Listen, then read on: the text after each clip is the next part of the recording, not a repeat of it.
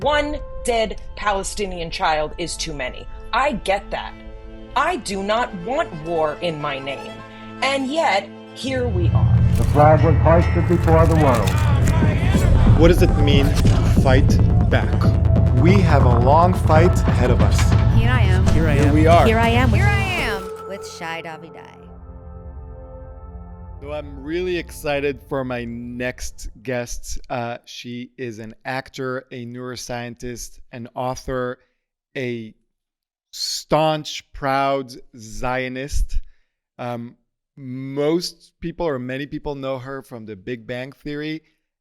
I might be aging myself, but in the 1990s in Israeli TV, when we only had a few channels, Blossom was one of those shows that were on rerun every single day.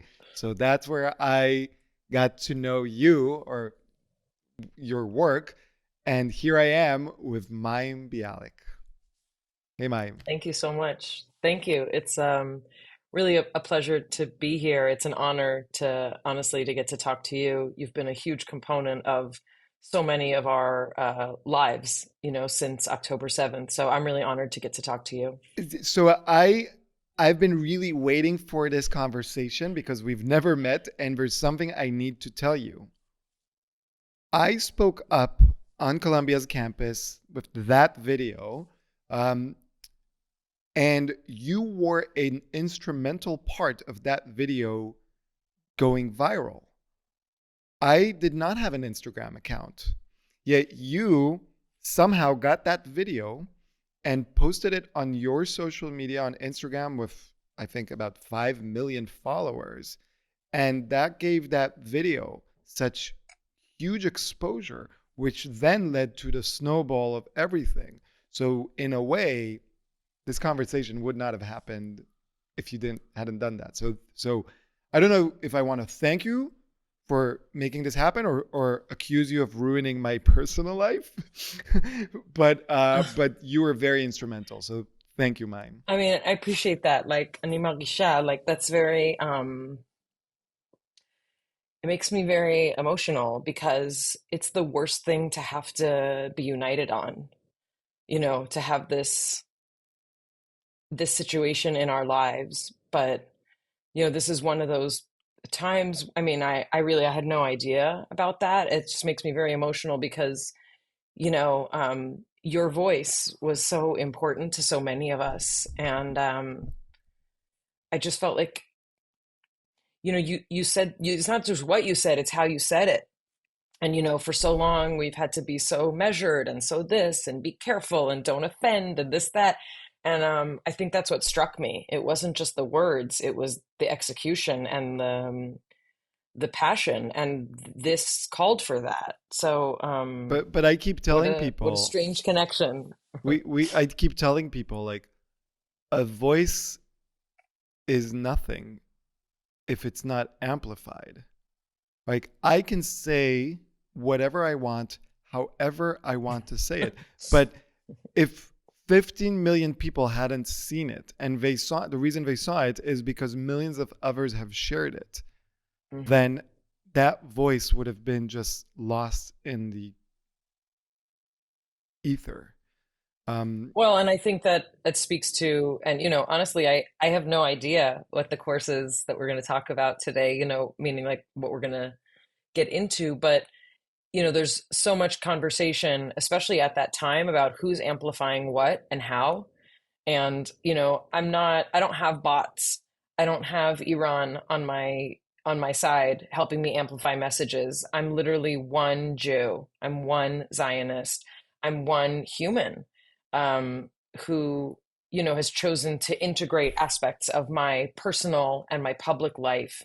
And, you are that intersection. So we're definitely going to delve into that. But before that, I start every episode with a very simple yet hard-hitting question. Mayim Bialik, what kind of a Jew are you?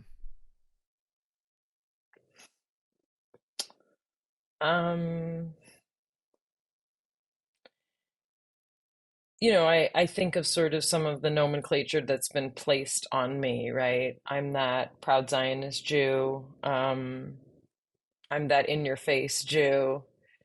But, if I don't know, so emotional. If I'm really to answer it, I'm like, I'm a mutt.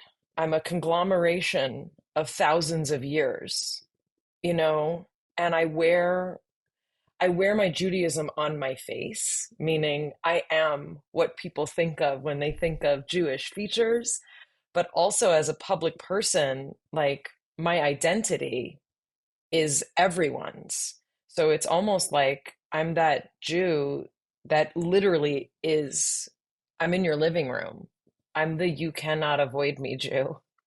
I love I'm that you can't avoid me Jew is great because um for many many years Jews in America have been those hiding Jews, those Mhm. avoiding Jews, those change your last name Jews, those try not to stick out as Jews, and you kind of flip the script, right?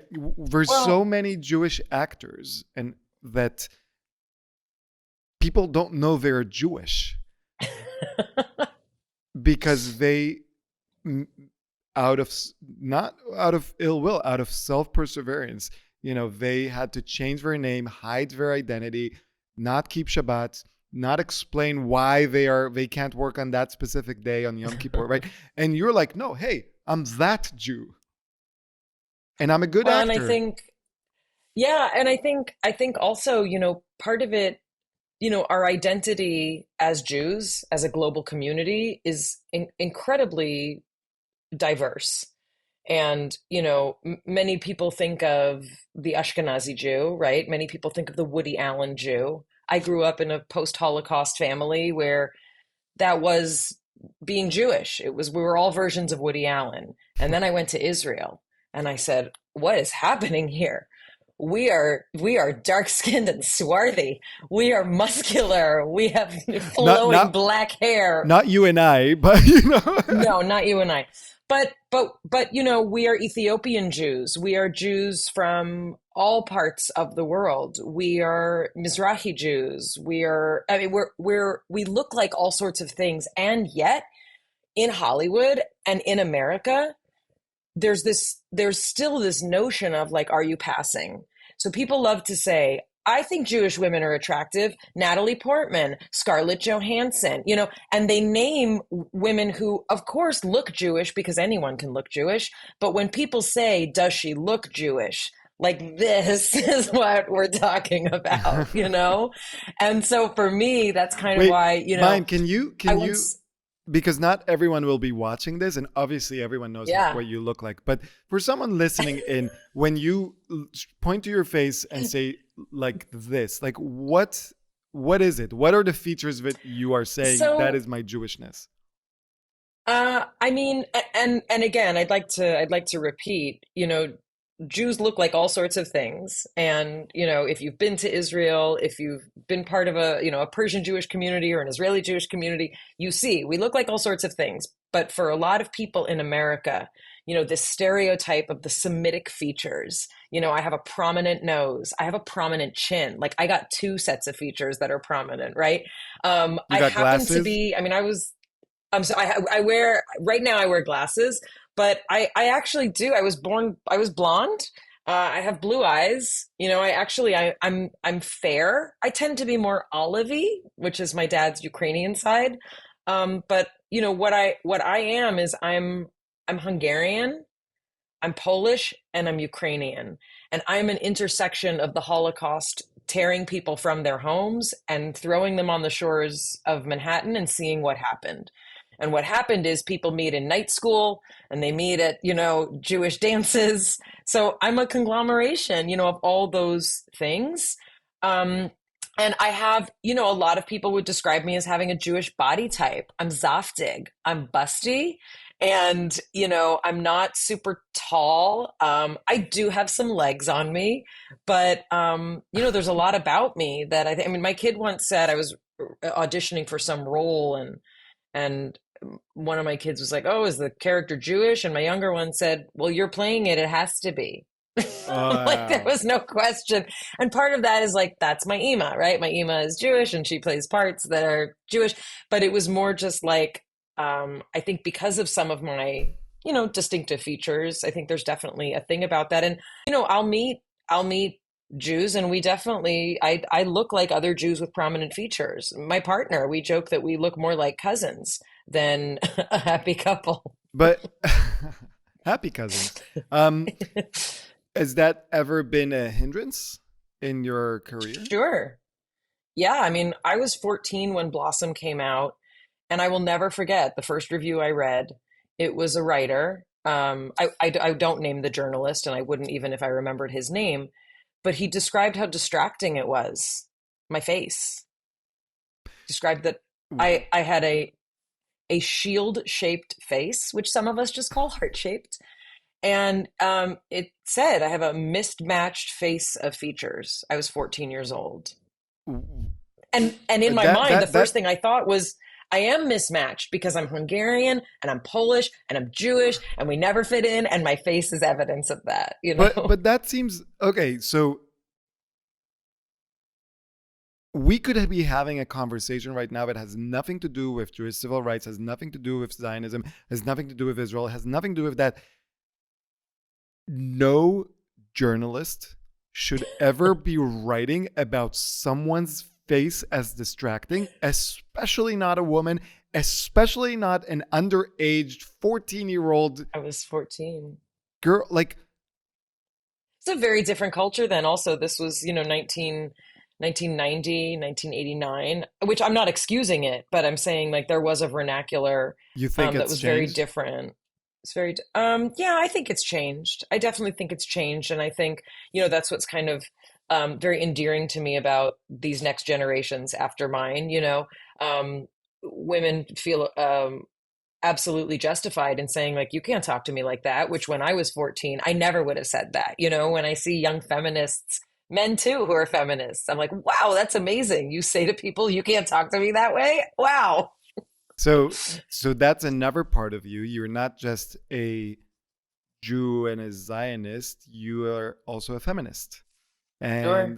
I've seen you call out anti-Semitic individuals like Linda Sarsour for saying that Zionism and feminism cannot coexist. I mean, I was told that Judaism and feminism can't, coexist. And I, was a fairly observant person for most of my life. And so, yeah, I like to tackle those things for sure. So what is the thought process of someone who says these two things cannot coexist, where clearly you and I, at least two data points, my wife will be a third data point, all the feminist organizations would be all these other data points of Zionism and feminism existing? I mean, I think there's a larger systemic mechanism behind the denigration of Zionism, that I saw as a student at UCLA. I did my undergraduate and my graduate work at UCLA. And it was the beginning echoes of this Zionism campaign that we now see what it has grown into. But yeah, I think that's what is behind that is, I mean, this is my opinion, but to me, that's a way of continuing the marginalization and the legitimization of the Jewish people. So that any place that we try and fit in, any place that we try and assimilate, any place that we try and do what we've done for thousands and thousands of years, which is to maintain our individuality while also being part of a universal, larger community. It's what we've had to do for thousands of years, and we do it pretty well by all measures. But that kind of statement is, to me, it's, I'm picturing like a cheese grater. It's trying to grate us out of the place that we are allowed to exist. And, my evidence when people would say, how can you be a religious Jew and also be a feminist? I would say, because I am, meaning there are ways that I think about it, understand it, make it work, make accommodations, don't throw out the baby with the bathwater. Like, it exists because we exist. It's not this abstract thing that you get to take from me because of your desire to delegitimize my existence as a Jew or a Zionist. But when you called out Linda Sarsour, you basically said, I don't have to choose between Correct. being a Zionist, meaning a Jew who refuses to denounce her identity, and being a feminist.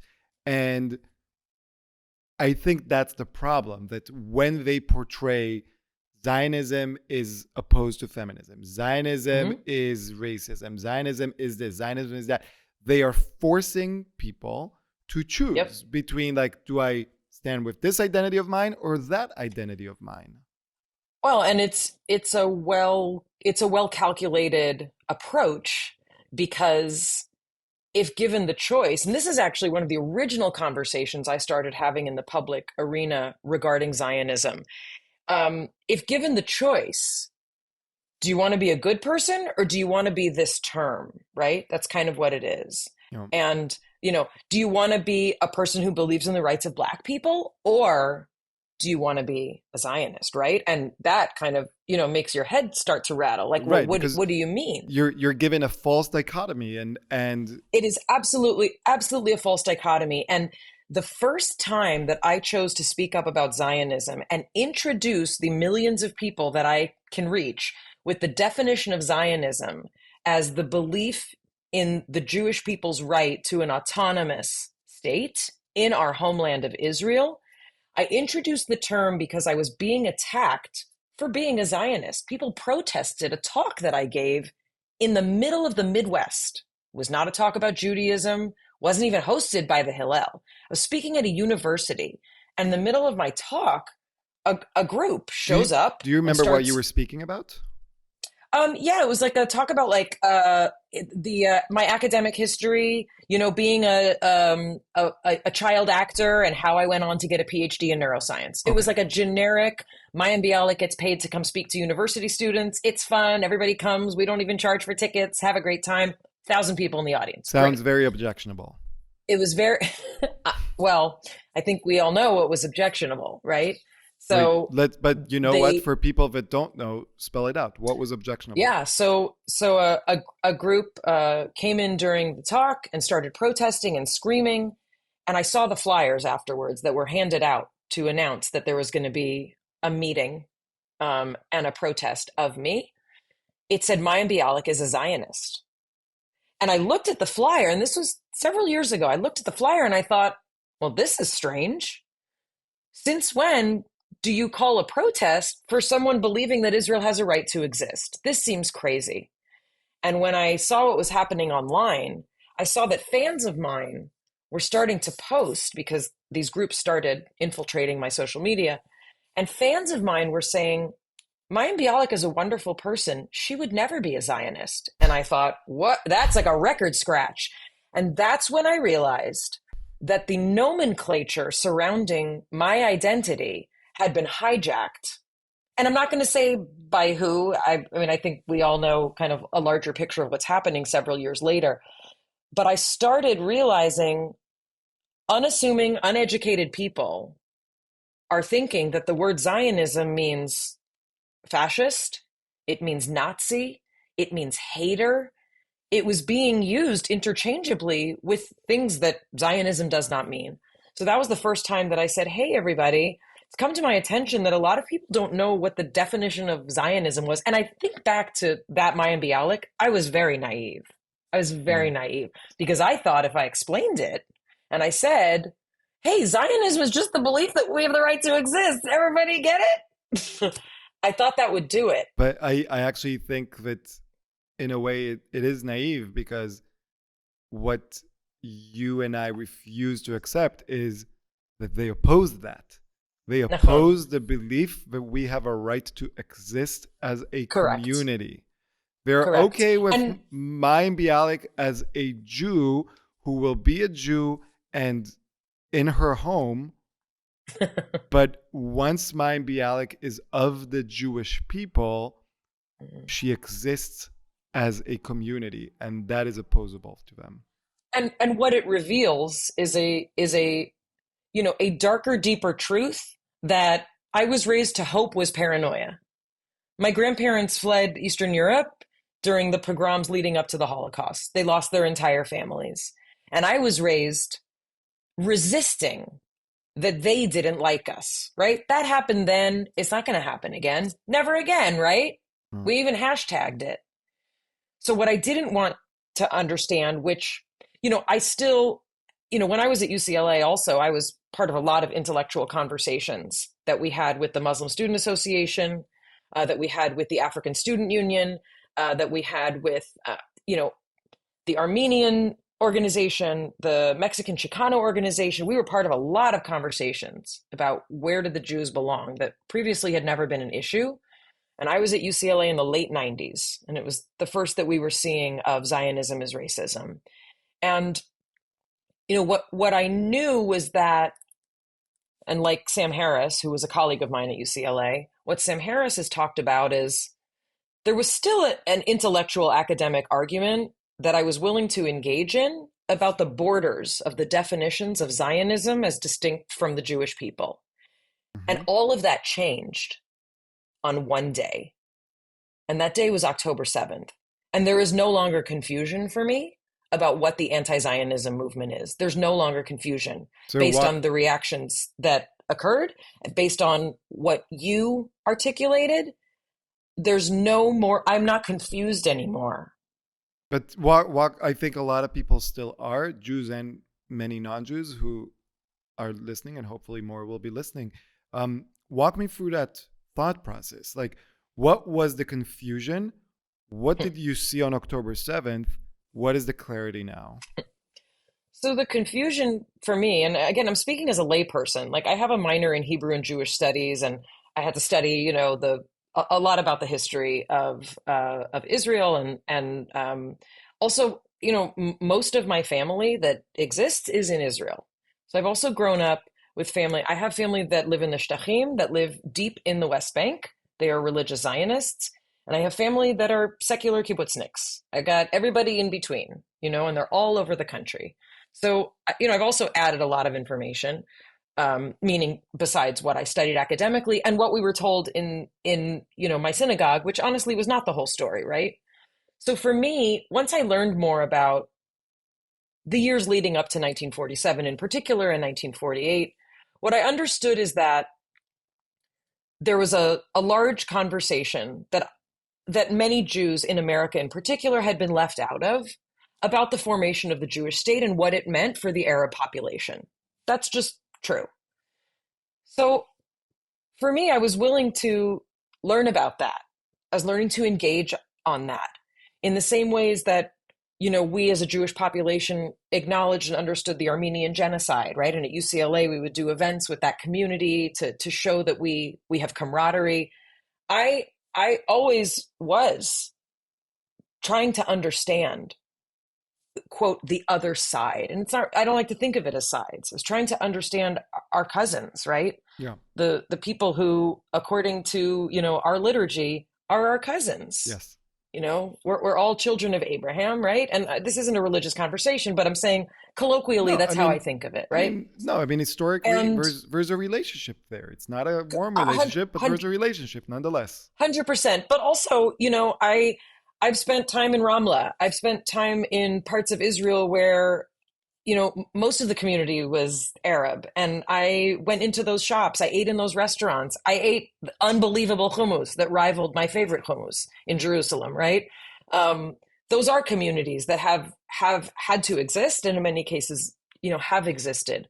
So for me, before October 7th, there was still somewhat in the back of my mind of like, okay, there may be people who are like threading this needle of Zionism as, the collective, what is referred to as the occupation, right? And I'm thinking, gosh, when I say I'm a Zionist, I don't mean I believe in occupying people. I don't mean apartheid. I don't mean all those things. And that's not even saying that I agree with those assessments, but I was willing to engage that there is this threading of the needle. And I want to learn what I can learn so that I better understand your pain and so that we can build something together. And I'm not an Israeli citizen, but I am part of a global Jewish community. And I've always felt very, very connected and a very meaningful connection to Israel. I also know that if I'm not a voting person, I should probably shut my mouth when it comes to a lot of things. And I'm glad that my family kind of helps me reason that out. But October 7th, even that changed. Because what I came to realize, even before we went into Gaza, what I came to realize is that the word Zionist can be replaced with Jew by pretty much every single organization I have seen use that term in this context. And when they say, and I'm using they, whoever the they is, when they say, we don't want Zionists here, I no longer am pretending that that means anything but we don't want Jews here. But they will say, and I completely disagree, but, an anti-Zionist would say, we have Jews here. It's your kind of Jews that we don't want. Forget the fact that 95% of Jews are Zionists. Forget the fact that 99.9% of Zionists are Jews, right? Just that mere correlation is a correlation that you and I as scientists would love to get in any research, right? Sure. Forget all of that. But they would say, no, we have Jews, right? Like, just like there's blacks for Trump, right? There's we have our Jews. That's true. So you can't replace the word Jews with Zionists. We're saying Zionists. It's the Z word, not the J word. Right. So that variety of Jew is absolutely what it means. And the fact is, do I believe there's a place for Jews to say, we don't support what the Israeli government has done? Yes, there's a place for that. Do I believe that there's a place for Jews who say, not in my name? I don't want war in my name. Of course, there's a place for that. Do I believe there's a place for Jews who say, I believe that this is an occupation, this is apartheid? Yes, there's room for everybody to believe all the things that they want. People are allowed to be stupid. I mean, that's you said that, not me. Yeah. But the terms of engagement for being part of a larger community, I believe, ultimately will not favor Jews on that side of the tent, because the conditions for which you are accepted are very specific. And it means denouncing a specific aspect of global Jewish identity, which is liot am chofshi be'artzeinu, which is to be an autonomous, free nation in our land. It says nothing about how many states. It says nothing about the treatment of Palestinians. It is simply a definition. So I understand that there are Jews part of that movement. And again, that's completely fine. Like, our tent is big enough for all of that. I believe when it comes down to it, which many of us saw with Black Lives Matter, and many of us saw with the women's movement surrounding this, when the rubber hits the road, I do not believe you are welcome there. And I marched with a pussy hat, and I marched for Black Lives Matter. I was that Jew. And I still believe in what I marched for. And it pains me that my Republican conservative Jewish friends said to me, serves you right. We knew you shouldn't support feminism. We knew you shouldn't support Black Lives Matter. And you know what? I don't believe that. I was raised by first-generation American civil rights activists who had sit-ins to allow Black students into the public school system of New York. I was raised by true liberals who could tolerate other people's opinions, and it's okay to believe in peace over war. 100% it's okay. I get it. For some people, one dead Palestinian child is too many. I get that. I do not want war in my name. And yet, here we are. So I would say, for a lot of people who, like you and me, are very aligned on many values, forget positions, many values, and people that are now beating themselves for marching with the Women's March, marching with Black Lives Matter. I say, I do not regret for a second the reasons I marched. Mm-hmm. I regret all the time the people I marched with. And that's a different thing. Because I believe that the people I was marching with were there out of their human values and not out of their virtue signaling. And if they change their values when the victims are Jews, then it shows Correct. that it wasn't a core value. It was just a way to signal, I am with this cause or whatever. And that's devastating. That's a place of grief. Like, that is a place for me of communal grief. And what it feels like is exactly what I didn't want to believe, which is that the only people who will look after us is us. And it feels very fatalistic, you know, but you know, if you once you post pictures of Hamas paragliders and you declare them freedom fighters on October 7th and October 8th, the conversation is over. And if you'd like to take that back, if you would like to course correct, there's a huge alphabet out there you can pull from to put all the letters together to make all the words, and the words make a paragraph. And it's about 3 sentences. And I have not seen that from any of these places that I have aligned with. Yeah. No, you're absolutely right. But you it's clear that you experienced a lot of shock. I think that I've experienced a lot of shock too, a lot of surprise, being caught off guard. But there's something about your family history that surprises me that you're surprised. So and this is me being like a weird fanboy.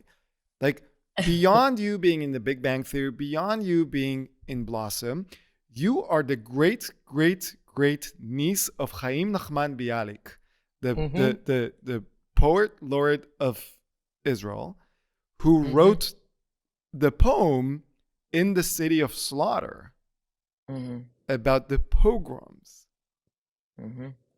How did we, if you just take a look at your family story, how did you go from the person who's like, hey, I'm going to tell the entire world how they slaughtered Jews, to the person surprised that the entire world doesn't care if they slaughtered Jews?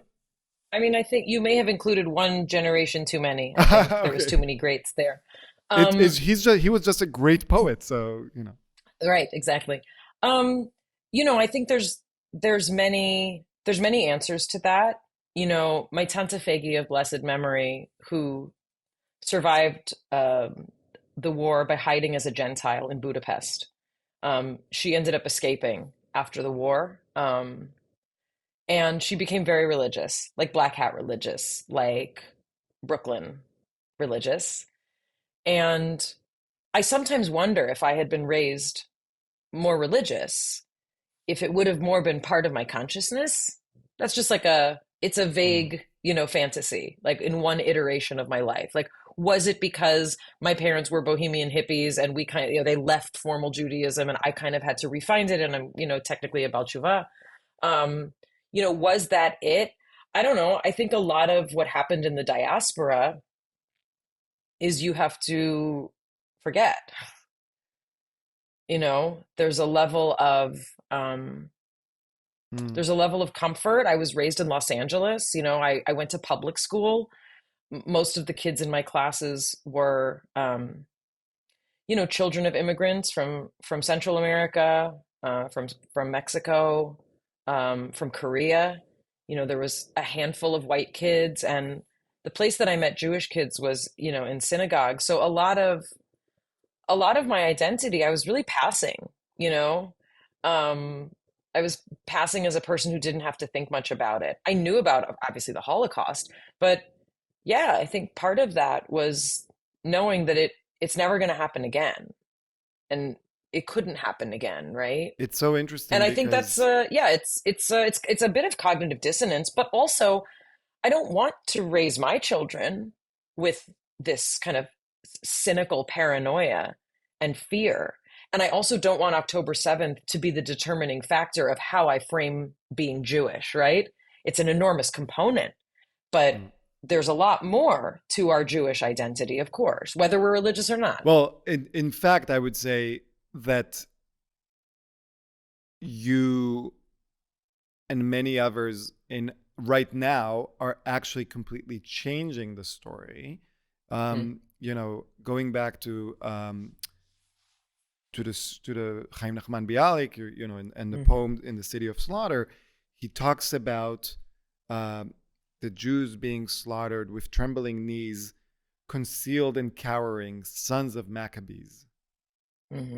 And many people don't know that the term trembling knee, I'm not that Jew with trembling knee, but Begin told Biden in order to show him, like, we are not asking for your help. We will fight for our survival.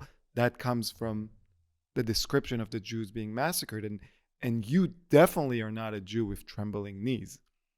Like, the way that you are, the amount of hate that you are experiencing out there, and yet you are calling out your colleagues for not wearing anything like a yellow pin for the hostages in the Oscars, right? You are reading, final text messages of people massacred on October 7th. You're doing all those things. You are changing the story in some way. I mean, I appreciate that.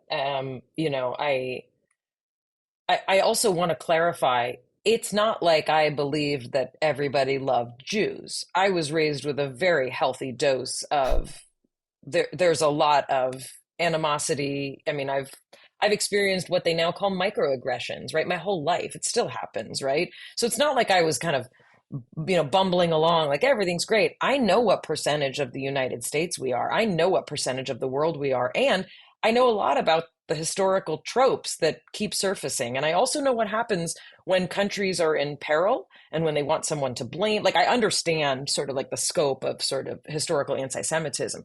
I think that just to underscore, I did not realize how hard it would be for people we otherwise assumed were allies to denounce the massacre on October 7th. I did not realize how crafty Iran and its proxies would be in utilizing a technology that did not exist until very recently to amplify propaganda, lies, and insanity, and inhumanity and dehumanization, right? That was the extent that I think the real shock kind of came for me. And in terms of, the trembling knees, I as a person of faith, we say that we kind of tremble in awe, right, before something divine. And October 7th did not change my concept of faith, any more than learning about the Holocaust did, right? This is the world that man has created, and woman. And we're all in, sort of a divine matrix, right? But I will say that there's a certain amount of, clarity for me that, that came on October 7th. And I'm not comparing myself to Queen Esther. I would never do that. But the notion that we never know why we are placed where we are placed at the time that we are placed there, we don't get to know. And I mean, I've I would wanted say, to do more. I would say I would Dvar Torah with Shai Davidai. I would say, the difference between Queen Esther and you, because I would not be saying you're Queen Esther, is that Queen Esther was put there by her uncle, Mordechai. She did not choose to be like, I am going to talk and say things. Yeah, women weren't choosing much in those days. It's true. Are choosing. You are choosing. Yes. Let's take that moment where you you went online on October 9th and to your 5 million followers on Instagram recited Shema Israel. Or a few days later, where you go and you went and you read the final text messages of someone who was executed by Hamas. That is a choice. And you're rising up to that choice. How are you doing that? And why are not more people who in Hollywood who are, I would assume, financially okay, they have enough work, why are they not doing that? I mean, my academic answer is because the propaganda machine has worked. In that, there is such tremendous lack of moral clarity surrounding this issue in particular. There is such a lack of moral clarity. And we also, live in an era of like real, black and white thinking to this degree, where there is no way to hold the suffering of one people while also holding the suffering of another people. That's a failure, of the technological age that we're living in and the cultural age that we're living in. And I say that as, I'm a real misanthrope. Like I love humanity and I really dislike people, a lot of the time, meaning that's really the inability to hold complexity and nuance. And I'm not blaming cell phones and social media, but in that arena, there is no room for nuance. There is no room for understanding. So when you ask me why, that's partly why I know what I'm up against. I'm up against Iran. I'm up against the proxies of a regime that have spent the last at least 30, 60, 80 years garnering support for a denigration and a delegitimization of the Jewish people, specifically through the utilization of Israel. Why I do it is because it is a Kiddush Hashem, because I give my life to figuring out why I'm here. It's not to get awards. I've also never won an Emmy. I've been nominated 5 times. So clearly God has different plans for me. That's not why I'm here. I'm not here to, be a size 4 on the red carpet. Like, why am I here at this time? Why did I experience this? That's why, because my knees are trembling in awe of our existence and our capacity to hold the suffering of more than one thing at once. Wow. I mean, my knees are trembling in awe of our existence I'm going to insist will be the title of this episode. And of course, Achi and the other producers are going to say, Should we get matching tattoos? Yeah. I'll get it if you get it. But, and that I'm good for it. So, but here's what I want to say. And I think you're absolutely right about the propaganda machine. And like, I've never had someone explicitly say, I feel or I know that I am up against a regime. Because, I do a lot of homework when I prepare for these conversations, because I got this really great advice from Stephen Dubner, who's a journalist, a podcaster, and asked him, how do you do it? And he said, the more prepared you are, the easier it is to be spontaneous. And I saw this thing that Newsweek wrote about the reaction to you reading out the final text messages of someone from October 7th.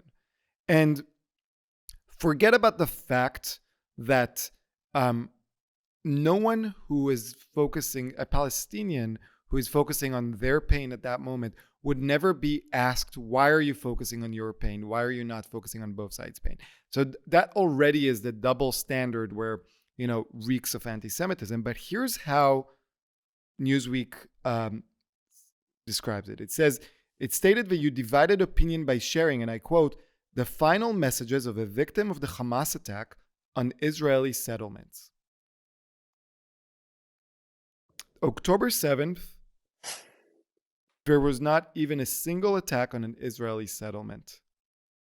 All of the attacks were within the 1967 borders that are agreed upon in the entire community. It was in kibbutzim, not in settlements. It was in Sderot, which is a city, 20, 45 minutes from Tel Aviv. Like, the idea that Newsweek and a journalist in Newsweek will call it a settlement, that the editor of Newsweek will let that slide, that the chief editor would not even notice, and that none of their readership would come and say, hey, wait, you are not just falling for the propaganda, you are actually helping perpetuate the you are doing Iran's job for it.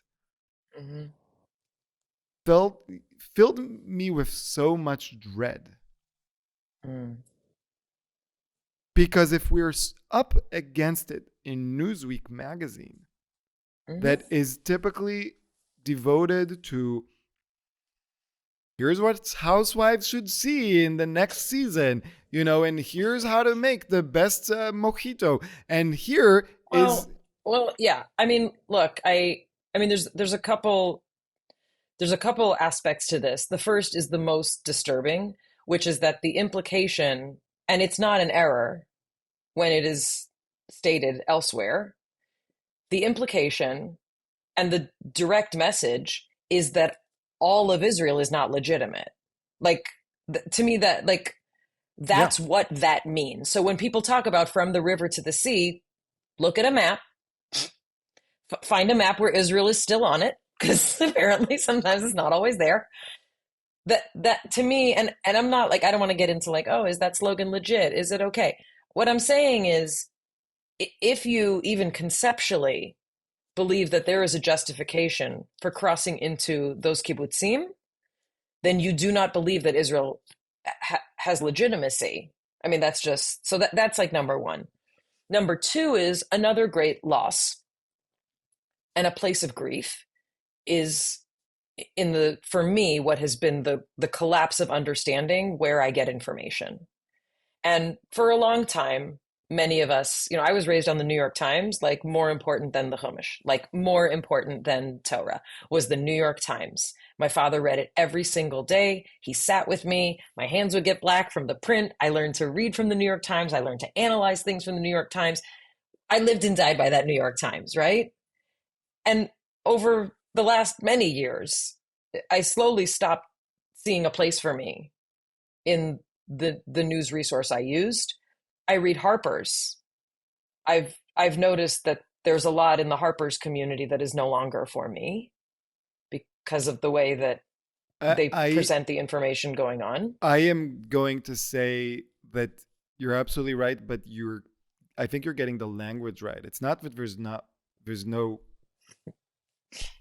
nothing there for you. It's that you are not there for them. Like, they don't need you there.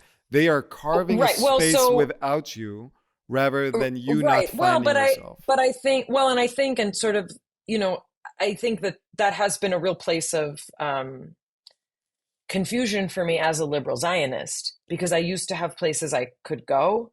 And now it's kind of like, there's an aspect of the left, it's not all of the left, there's an aspect of the left that's like, you're not left enough. What do you mean, Zionism, right? And then the right, which is never a place that I kind of identified with, is a little bit like, come to our side. We got you, right? We'll tell you what news to read. And honestly, it's not liberal enough for me. I believe in the dignity and self-determination of the Palestinian people. I believe that suffering is not what the God of my understanding would want. I believe that it is a tremendous humanitarian tragedy, what is occurring, and no one can dispute that. I don't believe kill them all and let God decide. That's not me. So it leaves me in this place of like, I don't I don't turn to Newsweek, right? And when Ben Stiller published his editorial, which I think was in Time, it was incredibly powerful. Why didn't more people not talk about that, right? And I was grateful that they published it. I didn't know where Ben Stiller's beautifully written piece would go. But this is another aspect of this sort of problem. I don't know where to go to find. I mean, I literally, I mean, I reach out to my Israeli family to try and understand. And my religious Zionist family has a very particular perspective, so you're going to get that. But then your secular Zionist family has a different perspective. Yeah, has a different perspective. But I think also what's, the next level of paranoia, which I feel comfortable talking about with you, is like, I get a lot of my Israel news from the Free Press, which is Barry Weiss. And I don't agree with everything Barry Weiss publishes. I don't agree with everything on the Free Press. But I've at least found a place where I don't feel crazy for saying, does anybody see what's happening here with media? Does anyone see what's happening with who's being placed in charge of editorial decisions? Does anyone think it's odd that certain reporters are posting very specific things about Jews and then are allowed to make the decisions about what news gets distributed to the American people? Does anyone think that's disturbing? No. I think the media University, sorry, before I forget, like to speak to your world, it has infiltrated universities. Well, I would say it's worse. It just has. That's not my belief. It's just true. It's actually, I would say it's the opposite. It infiltrated the New York Times from universities. Where look at the editorial board. Look at the journalists. Where did they go to school? Where were they trained? They were trained in the universities under these professors. Look at it's so it's so easy to see, like, if you read the New York Times, all is good at Columbia University. And that's only because one journalist, and unlike you, I do name names, Sharon Otterman, who I've spoken with multiple times and never as she included even one of my quotes in her stuff, because it does not fit the narrative that she's trying to tell. It does not fit the narrative. And also another thing that October 7th changed for me is I'm no longer afraid to be seen as paranoid. I'm no longer afraid of that. My whole life, I was afraid to be accused of being paranoid because my grandparents were paranoid.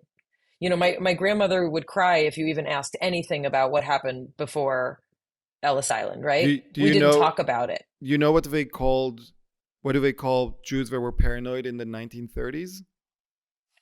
Alive. What? Yep. But let's talk about, there's fighting against, but then there's fighting for. So I want to talk a little bit about Jewish pride.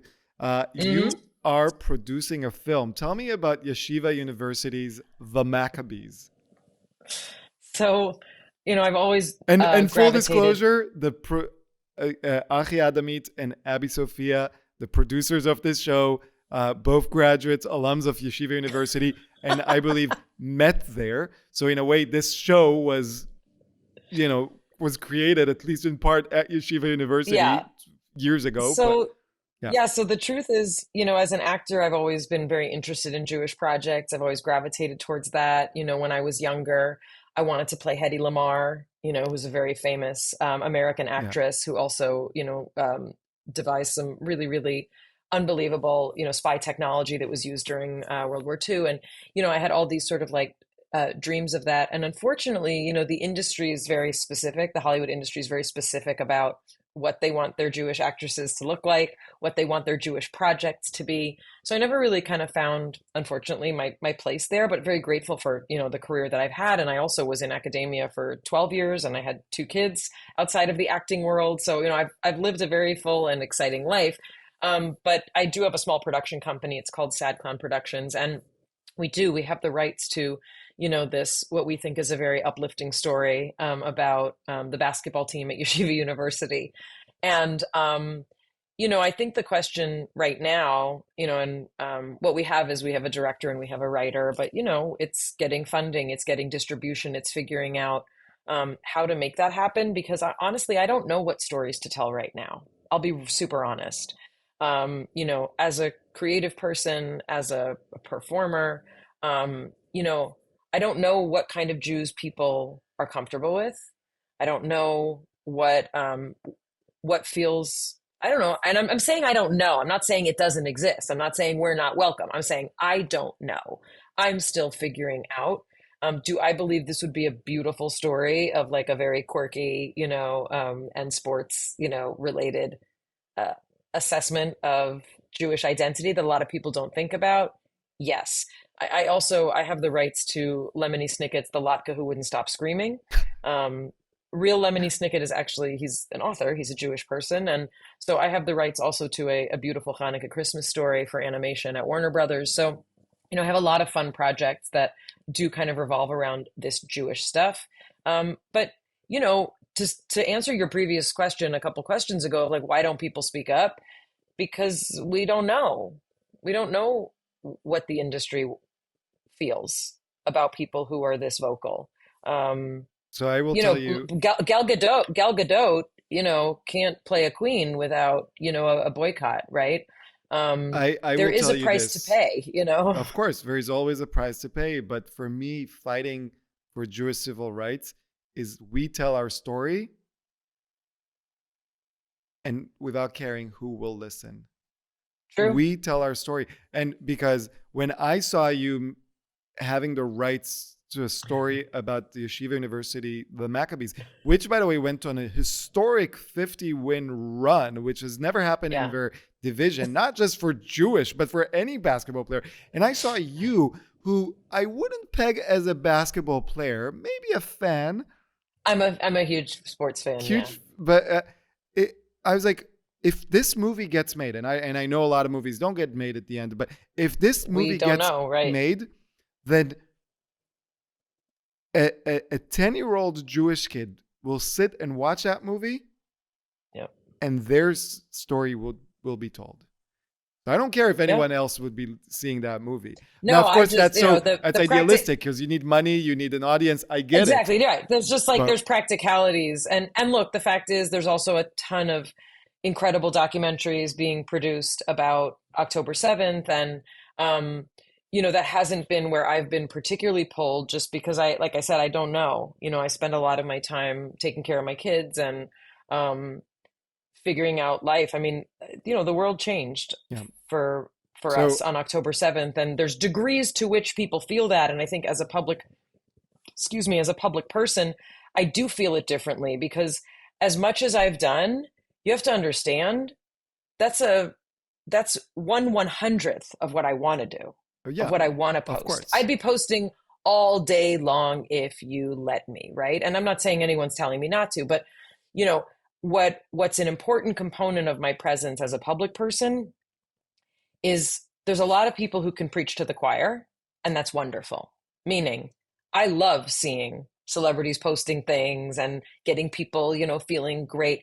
If I have an opportunity to speak to people who don't even know the definition of Zionism, I'm going to speak to them a little bit differently so that I can maintain a certain aspect of an audience with the potential to educate. So when I post things, the reason I posted you is because this is something that has not been seen before or said before. It is unique. It is novel. That's the kind of thing that I want to get behind and try and amplify. Hen Mazik is another person who I'm like, everything he says, I want to just retweet it, right? Like, he's so articulate, right? But I do not want to flood people, not because I'm worried about their feelings. That's not what it's about. Social media is a tool. And the reason we know that is that it's being used against the Jewish people. So if it is a tool, how do I use it in the best way to communicate important, novel information that hasn't been said before, and not simply to amplify as an expression of my hurting heart? And I'm not criticizing anybody who's posting all day. Whatever people want to do, great. For me, knowing the audience that I have and the opportunity that I have to reach non-Jews, non-Zionists, people who might literally not understand what's going on, that's what I'm trying to do. And that's why your perspective was something that it's like, I love yes. And does everyone hear his voice breaking? It's because his heart is broken. Yeah. That's what we amplify. the humanity of our experience. Yeah, and we need more people like you. We need I want to be heard by everyone, not by every Jew. I never planned to be a voice of the Jews. I've always planned to be a voice of my son and daughter. And I want the Mm. voice of my son and daughter to be heard by everyone. So to end this off, I always end every episode with what I call the Jewish lightning round, a series of questions. Um, there's no right or wrong answer. Just give me the first answer if it comes to mind. Oh You get one pass, and I get to decide whether you get that pass. Um, no. Okay. Mayim Bialik, what is one thing people don't know about you? I have very low self-esteem. Very low. Exceptionally low. Lower than you would think. I think that people don't know that about me either. What is one thing people don't know about the Jews? um, we're Gibborim. We're mighty. We're a mighty people. What is your favorite curse? My mama Lashon is Yiddish. My parents used to call me a Katzenkup. If I did something stupid, that means head like a cat. Wait, a Katzenkup? Katzenkup. Head like a cat. That is not a curse, but you are too adorable for me to say that. It's like, I'll take it. What? When was the last time you cried? In this interview, Hmm. I mean, I cried a couple times this morning taking my son to school because he was in a very grumpy mood and it really hurt my feelings.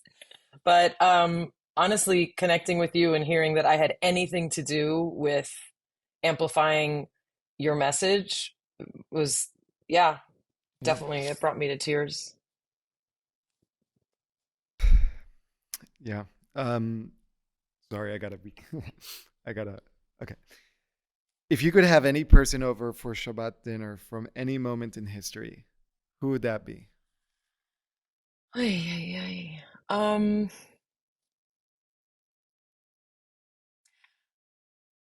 I mean, the first person I thought of was Yitzhak Rabin. That's the first person I thought of.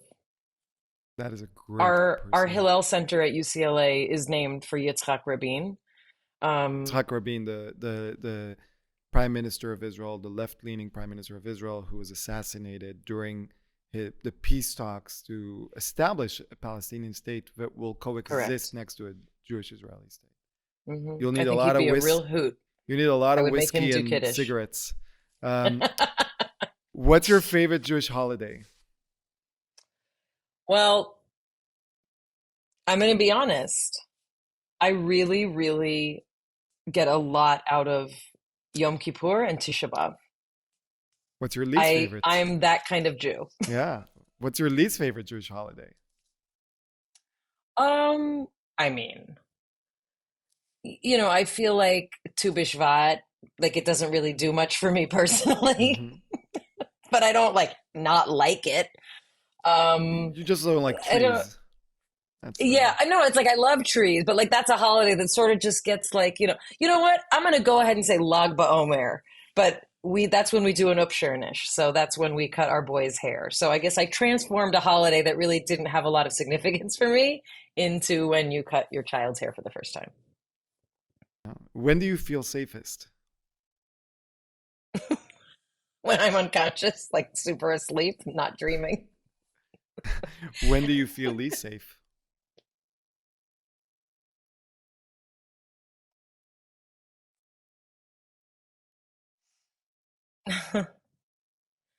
I felt really scared after October 7th that I would be assaulted Yeah. because I wear my Jewish on my face and I'm Mayim Bialik. And around your neck, Um, you have. but we didn't know what was going to happen, and I had this very and I don't I had to call my security company, and they're like, I don't think that'll happen, and I was like, have you not seen what my social media looks like? I hadn't felt that kind of fear of really, I mean, I isolated. I was afraid. I was very afraid, and I was afraid for my children. What gives you hope? Um, the state of Israel, because they cannot do to us what they did to us before, because we have a state and we have an army, we have a government, and it may not work the way I want, but we have a process by which we can exist, and that is Hatikva. Yeah. What is the first thing that comes to mind when you think of Jewish civil rights? Abraham Joshua Heschel. My younger son has his name as his middle name. He marched alongside the Reverend Dr. Martin Luther King Jr. And my Rav, Rabbi Chaim Seidler-Feller, who was our Hillel rabbi at UCLA for 40 years, he taught me that you can pray with your feet, like Rabbi Heschel did.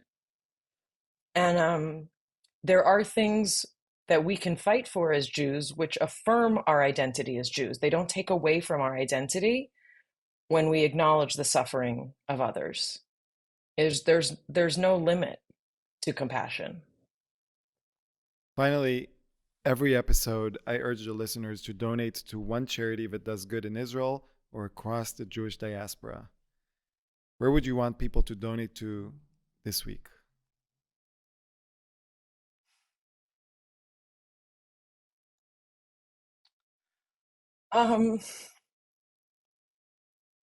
There's too many places in Israel that need help to pick one, but I believe donating to the Hostages Forum to provide,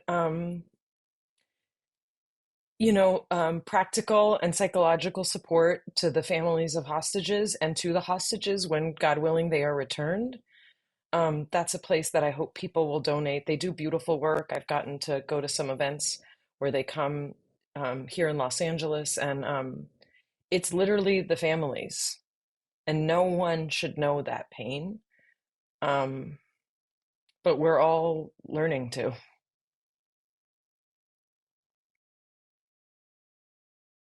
I can't believe it's been almost a year as we're recording this. Yeah. There's a sense of dread, there's a real sense of dread. I can't believe we've been in a war this long, and I've lived through other wars. I remember the Second Intifada. I remember being afraid to walk down Ben Yehuda because you didn't know if you'd be blown up. I remember the Sparrow.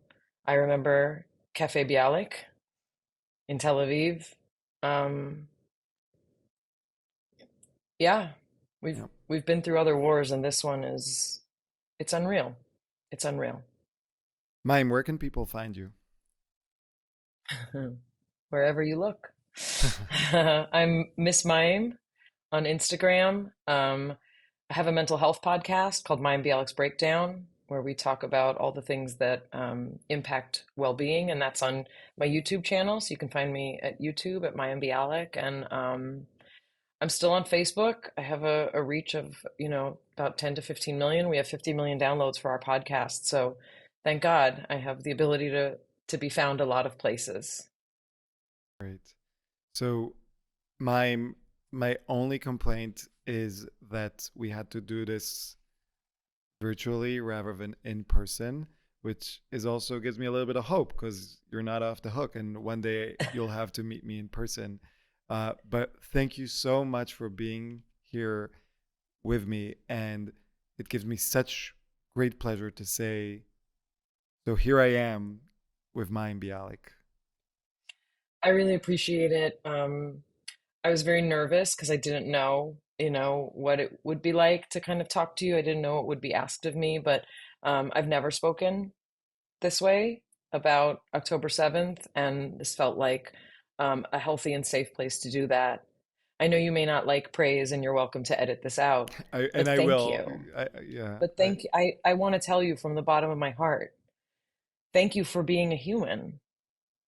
And whatever led to your being able to articulate something that had not been articulated at the time and the way that you did it, I thank your parents. I thank your ancestors, because everything led to you being Shai Davidai And my and being wife. able to communicate what you did. And my wife, Yarden Greenspan, is I 50% thank of her as everything I well, do. because you gave voice to something, and it's no small thing. So thank you. And one of my closest friend's sons is at Columbia, so I'd love to give a shout out to him when we stop recording, All because right. she's reached out to you. We'd love for you to look after our Dylan. I will do. Thank you so much.